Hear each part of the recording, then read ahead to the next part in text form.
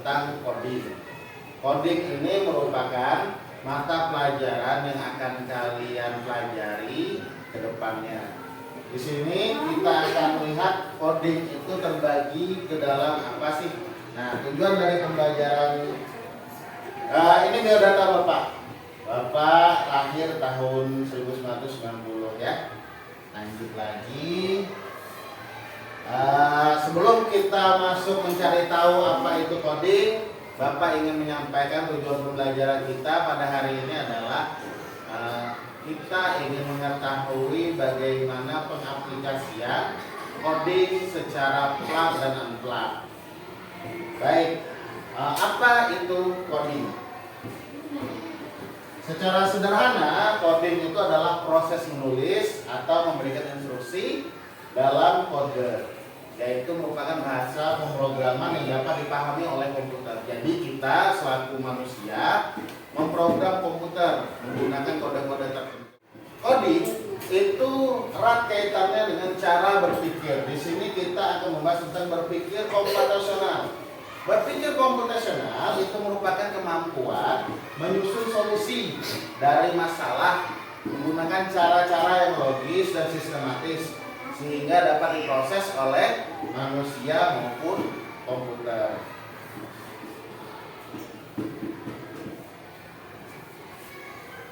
Ada 4 cara berpikir komputasional. Yang pertama, dekomposisi. Yang kedua, pengenalan pola. Yang ketiga, abstraksi. Dan keempat, berpikir algoritma.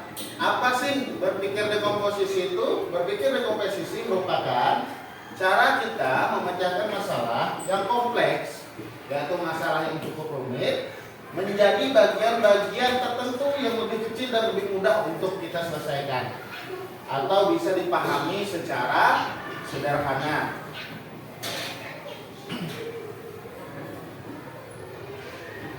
Nah, di sini contohnya adalah misalnya kalian menyiapkan pesta ulang tahun. Kira-kira menurut kalian, kalau kalian ingin membuat sebuah pesta ulang tahun yang meriah, apa yang perlu kalian siapkan? Ada yang bisa disebutkan ya? Kira-kira apa? Kue, apa lagi? Hadiah, telur, oh balon, apa lagi? Hah? Ya, hiasan. Kalau yang biasa untuk umur-umur itu apa? Lilin. Kita mau menyiapkan pesta ulang tahun kan? Nah, contohnya adalah pesta ulang tahun. Di sini kita diminta untuk membayarkan selain yang kalian sebutkan tadi, maka yang perlu dipersiapkan itu pertama ini memilih apa? Tempatnya dulu. Kalau kita punya kue, kalau kita punya lilin, balon dan sebagainya, tapi tidak punya tempat untuk mengadakan gimana? Kira-kira terjadi atau tidak pesta ulang tahun ini? Tidak. Maka dari itu yang pertama kita harus memilih tempat. Yang kedua kita apa? Kita undang teman kita. Kalau sendirian merayakan ulang tahun bukan ulang tahun dong. Sendirian masuk di dalam kamar, sendirian. Kira-kira ulang tahun ya? Bukan pesta ulang tahun, tapi merayakan untuk diri sendiri. Artinya kita harus mengundang teman. Siapa saja nih yang mau kita undang? Kita pilih. Nah, teman juga harus dipilih. Jangan sampai temannya beda usia. Misalnya kakek-kakek yang undang. Kan lucu kakek-kakek datang ke pesta kita misalnya. Ayo kek, nyanyi kek, selamat ulang tahun kakek. Nah, yang ketiga kita menyiapkan apa? Makanan buat tamu yang kita undang. Dan yang keempat tentu kita harus siapkan permainan biar lebih seru. Oke, ini cara berpikir dekomposisi. Tujuannya adalah pesta ulang tahun, kemudian kita apa pecah? Bagaimana cara menyiapkannya? Nah, ini adalah salah satu dari cara untuk menyiapkan pesta ulang tahun. Selain dari apa yang kalian sebutkan tadi. Yang kemudian itu adalah pengenalan pola. Pola ini di sini adalah mengidentifikasi kesamaan atau pola dalam berbagai masalah untuk menemukan solusi. Jadi ketika kita melihat polanya sama, kita sudah bisa menemukan, oh ini jawabannya. Contohnya seperti yang ada di sini. Perhatikan polanya. Ini pola matematika. Angka berapa? 2, 8. Berarti yang titik-titik berapa? 3. Hah? 9. Masa 9? Polanya berarti kan? Berapa? 10. Berarti polanya berapa nih? Polanya 2 ditambah 2. Setiap angka ditambah 2. 2 tambah 2 berarti 4. 4 tambah 2? 6. 6 tambah 2? 8. 8 tambah 2 berarti 10. Nah, ini adalah pola angka. Sekarang pola bentuk misalnya. Di sini ada bentuk lingkaran segitiga. Berarti selanjutnya apa? Lingkaran, benar. Nah, pola-pola seperti ini bisa kita gunakan dalam kehidupan sehari-hari. Lanjut. Pola yang selanjutnya itu adalah abstraksi. Apa sih abstraksi? Abstraksi adalah menyaring informasi yang tidak relevan dan hanya mengambil bagian yang penting untuk menyelesaikan sebuah masalah. Dengan kata lain, kita bisa fokus dengan apa sih informasi yang paling penting dari apa yang kita lakukan.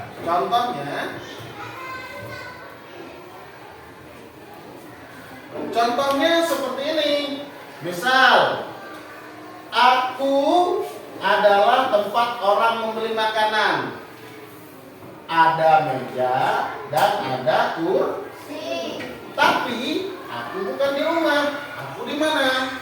Jawabannya restoran. Bisa nggak di sini warung makan? Bisa juga karena restoran. Nah, contoh lain. Aku adalah alat untuk menulis. Biasanya panjang dan runcing. Sering dipakai di sekolah. Aku apa? Bapak coba kasih lagi ya. Aku biasanya digunakan untuk menggambar. Bentukku panjang. Biasanya lamun bentar. Nah, oke, sekarang ini Bapak coba cari. Aku berada di kelas ini. Bentukku bulat. Biasanya aku mengeluarkan angin. Apakah aku kipas?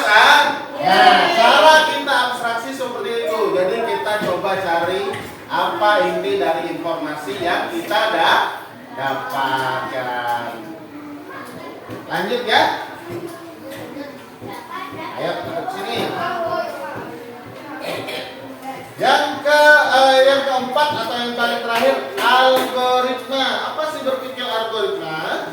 Berpikir algoritmik yaitu menyusun langkah-langkah, instruksi ataupun prosedur yang sistematis untuk menyelesaikan masalah tertentu.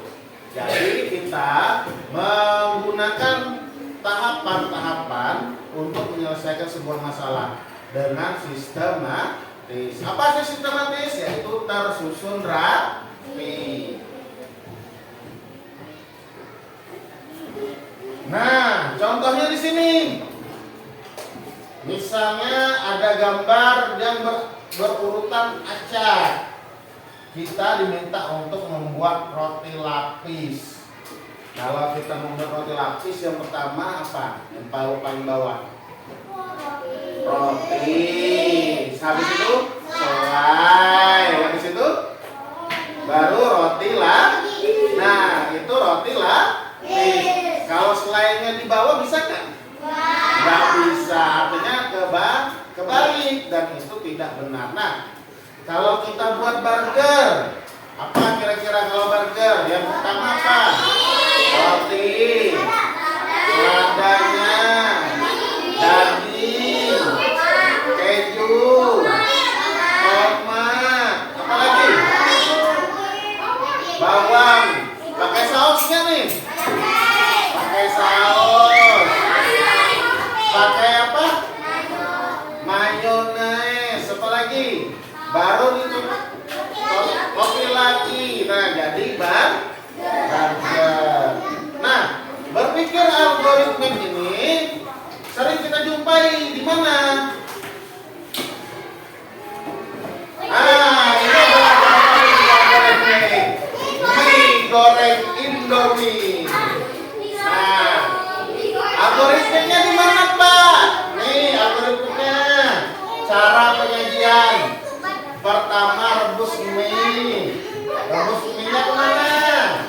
Dalam air mendidih.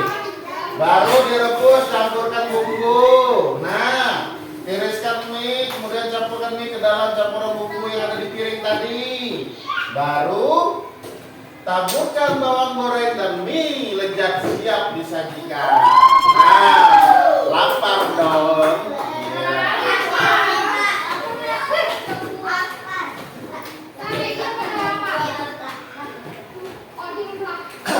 Nah, untuk coding kita punya strategi penerapan yang pertama, plug dan unplug. Plug itu sederhananya dia pakai komputer, pakai Chromebook, pakai tab, pakai HP, apapun yang ada elektronik maka disebut dengan plug. Kalau unplug dia tidak pakai alat elektronik, tidak pakai laptop, tidak pakai Chromebook, tidak pakai HP. Dia bisa pakai kertas, bisa pakai manusianya sendiri. Intinya dia tanpa komputer. Nanti kita akan praktek coding unplug ya. Bapak kasih tugas nanti ya. Di sini. Di mana lagi? Kita sedikit simulasi tentang coding plug, di mana di sini Bapak menggunakan Blocky Games. Kalian bisa cari menggunakan HP nanti di rumah bagaimana cara bermainnya. Kita pilih contoh yang ini ya, labirin. Oke. Labirin. Sekarang tugas kita adalah bagaimana membuat orangnya ini sampai kepada tujuannya. Maka kita susun. Bergerak kemana dia? Bergerak maju. Ini sudah bergerak maju. Baru setelah kita susun, jalankan programnya. Oke, kita sampai. Itu adalah blok game. Lanjut lagi. Nah, kalau ini yang mana nih? Ini Bapak hapus dulu. Bentar. Yang ini Bapak hapus dulu. Semua ini kita coba susun nanti. Oke, kalau yang ini apa yang sebaiknya kita lakukan supaya dia santai? Bergerak mana nih? Maju kan? Oke, bergerak maju. Kemudian dia kemana? Belok kiri. Kemudian apa lagi? Kalau dia belok, maju nggak dia? Belok kiri, kemudian belok mana? Kita coba ya belok kanan. Kita jalankan kah? Pas nggak nih? Oh, gagal. Dia cuma kayak gini jatuh. Nah, berarti ada kode yang keliru. Yang keliru kita ganti. Ini kita hapus dulu. Belok kiri, kita coba masukkan bergerak. Berarti kalau dia belok kiri berusaha lagi sampai sini, baru belok kanan. Oke. Setelah itu bergerak maju lagi. Coba kita jalankan ya. Reset, jalan program. Nah, coding sederhananya seperti ini. Nanti kita belajar di rumah, Bapak masukin ke kelas rumah ya.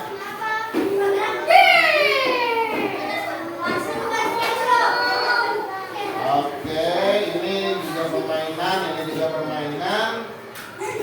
Sekarang masuk. Setelah tadi kita berbicara tentang coding plug, di mana kalian juga melihat simulasi coding plug tadi lewat permainan Blocky Game. Sekarang kita masuk ke coding unplug. Coding unplug ini adalah metode yang tidak menggunakan alat elektronik sama sekali. Nah, contohnya seperti apa? Contohnya seperti ini. Nah, contohnya adalah yang seperti ini, tantangan labirin. Bisakah kamu membantu hantu menemukan temannya? Waktu kita 5 menit. Berarti dari sini maju, mutar kayak gini. Nah, mutar terus sampai terus mutar. Akhirnya kita ketemu dengan teman hantunya. Nah, jadi seperti ini contoh-contohnya. Nah, kalau yang ini codingnya perhatikan. Yang ini coba perhatikan. Yang biru baju warna biru angka berapa? 1. Hijau 2.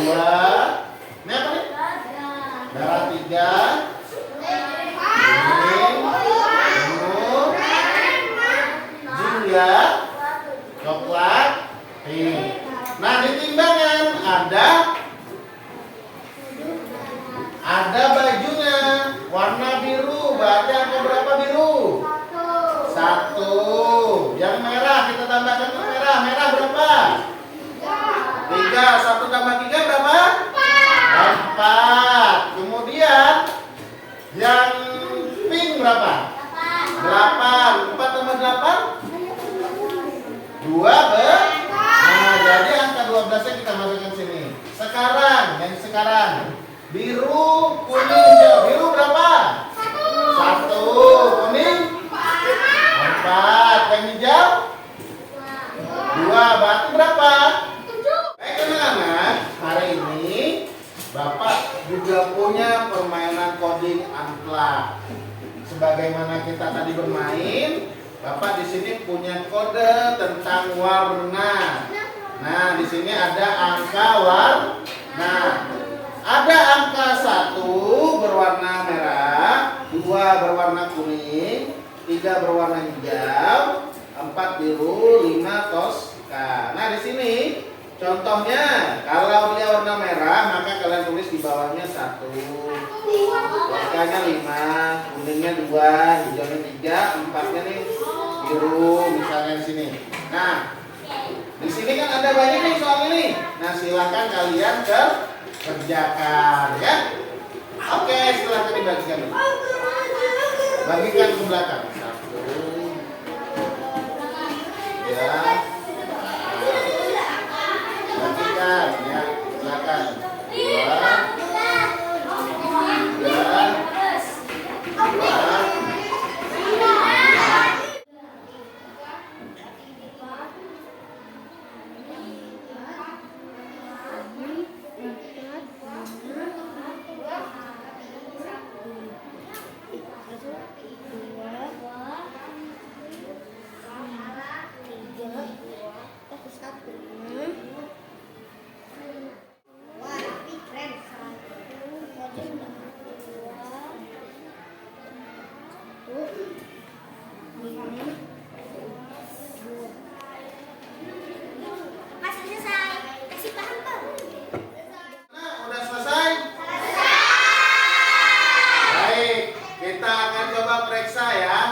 Benar kayak jawaban kalian masing-masing periksa.